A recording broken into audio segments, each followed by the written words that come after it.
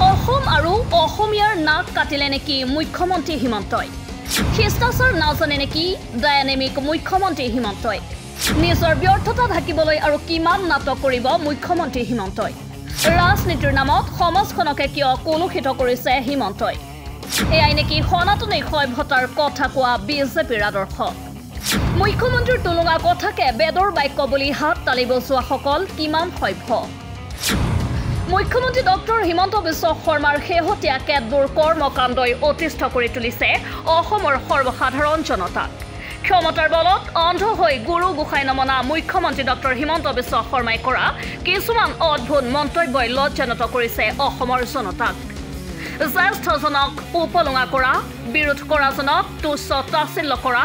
অথবা নিজকে সৰ্বজান্তা বুলি জাহিৰ কৰাটোৱেই হৈছে এতিয়া মুখ্যমন্ত্ৰী হিমন্তৰ একমাত্ৰ লক্ষ্য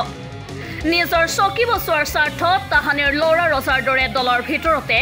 জ্যেষ্ঠ সতীৰ্থৰ অংগক্ষত কৰি আহিছে মুখ্যমন্ত্ৰী হিমন্তই যাৰ বাবে ইজনৰ পিছত সিজনকৈ জ্যেষ্ঠ বিজেপি নেতাই দল এৰিবলৈ বাধ্য হৈছে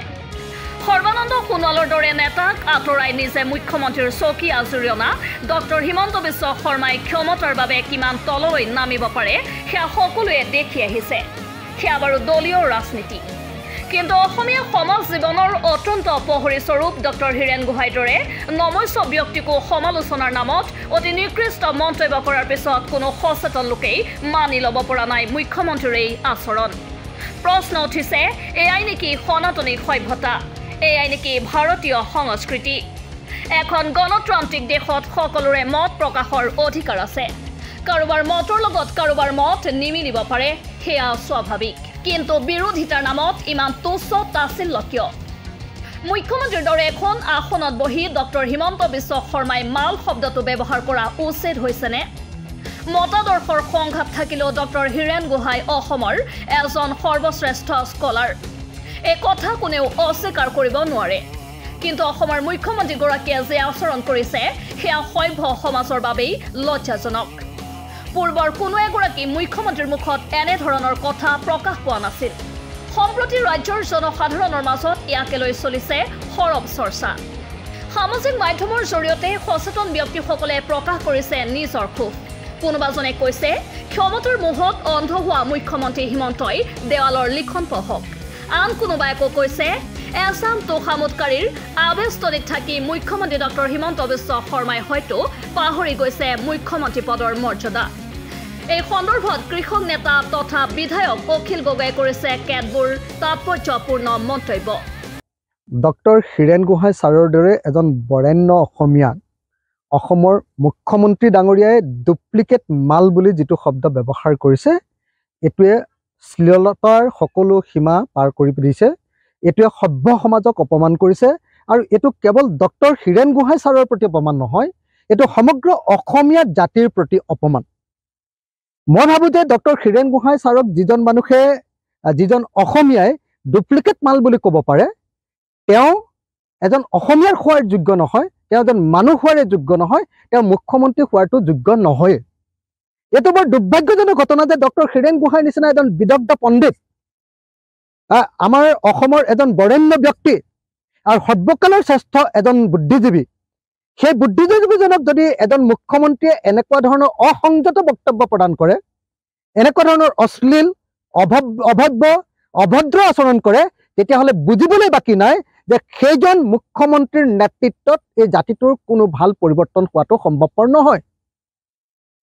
এজন মুখ্যমন্ত্ৰীয়ে কেৱল ডক্টৰ হীৰেণ গোহাঁইৰ নিচিনা বিদগ্ধ পণ্ডিতকে নহয় যিকোনো সাধাৰণ এজন ব্যক্তিকো সন্মান সহকাৰে কথা ক'ব লাগে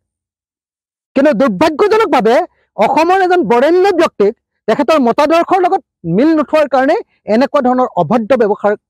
কৰিছে এনেকুৱা অভদ্ৰ আচৰণ কৰিছে আৰু এই আচৰণৰ দ্বাৰা প্ৰমাণিত কৰি দিছে যে আচলতে অসমৰ মুখ্যমন্ত্ৰীজন এজন অসংস্কৃত ব্যক্তি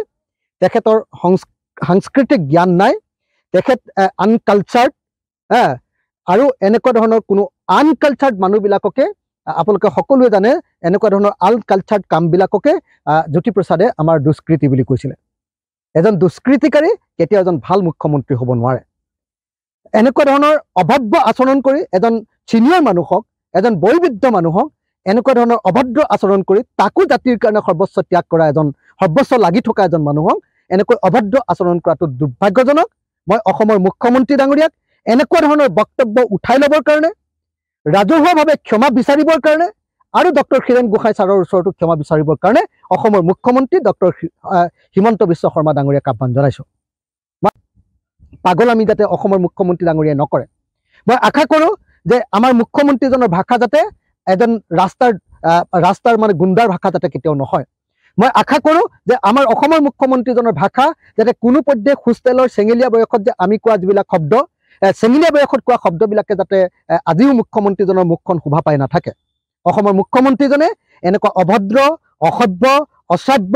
এনেকুৱা ধৰণৰ বক্তব্যৰ জৰিয়তে কেৱল ডক্টৰ হীৰেণ গোহাঁইক অপমান কৰা নাই, সমগ্ৰ অসমীয়া জাতিটোক অপমান কৰিছে। আৰু বিহুৰ সময়ত এনেকৈ ডক্টৰ হীৰেণ গোহাঁই আৰু সমগ্ৰ অসমীয়া সমাজখনক অপমান কৰাৰ কাৰণে তেওঁ আচলতে মই ভাবোঁ যে তেওঁ সাষ্টাংগে প্ৰণিপাত কৰি ক্ষমা খোজা দৰকাৰ। অকল এয়াই নহয়, মুখ্যমন্ত্ৰী হিমন্তৰ কৰ্মকাণ্ডই লজ্জিত কৰিছে বিজেপি দলৰ জ্যেষ্ঠ নেতাসকলকো। উল্লেখ্য যে ডক্টৰ হীৰেণ গোহাঁইৰ সৈতে মতৰ অমিল থকাৰ পিছতো প্ৰাক্তন মুখ্যমন্ত্ৰী সৰ্বানন্দ সোণোৱালে বুদ্ধিজীৱীগৰাকীৰ ঘৰত গৈ পৰামৰ্শ গ্ৰহণ কৰিছিল। সেই একেটা দলৰে মুখ্যমন্ত্ৰী হৈ হিমন্ত বিশ্ব শৰ্মাই তাৰ ওলোটা ৰূপ ধাৰণ কৰিছে কিয়? প্ৰশ্ন উঠিছে,